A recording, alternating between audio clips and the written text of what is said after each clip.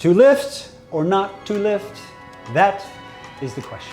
I'm gonna dive in, and I want you to stay tuned to the end of this video because I'm actually gonna talk about pricing for regular augmentation versus lift and augmentation as well. So I get this question all the time. Can I just get away with implants, or do I actually need a full-on breast lift? All right, so this first example is someone who needs a breast lift. Why?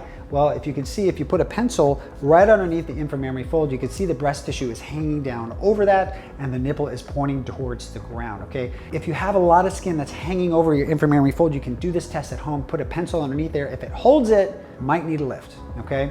Now, sometimes you're in a gray area where you just have a little bit of skin touching there, and if you use a bigger implant, that's just enough to get the breast lifted without having to do a lift.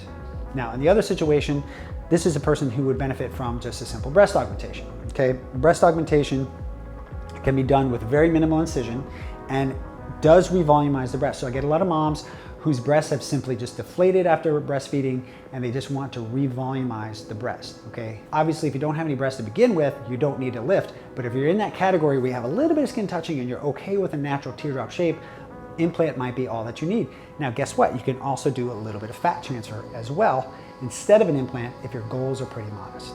So if we're going to do a lift, why to use an implant at all in the first place? Well, implant adds a nice bit of fullness to the top upper pole of the breast, okay? So a lot of times we do breast lifts, but if you add that tiny little implant at the top, doesn't make the breast bigger, you get that nice perkiness, that upper pole fullness that everybody loves without having to wear a bra. So in terms of costs, straightforward breast augmentation costs anywhere from $5,000, depending on where you go, up to $15,000, okay? I do believe that some people charge excess of that, but I don't think you're getting anything extra for that additional amount of money. Now, when it comes to a lift, that ranges anywhere from $15,000 up to $28,000, depending on the amount of lift that you need to do, or if there's any implant removal from a previous surgery that needs to be done. All right, so recovery from a breast augmentation in my hands is about 4 days. I do a lot of rapid recovery techniques, and from a breast lift is about 5 to 6 days. Okay, it's really not that painful. It's mainly the implant going underneath the muscle that's the most sensitive part of the operation.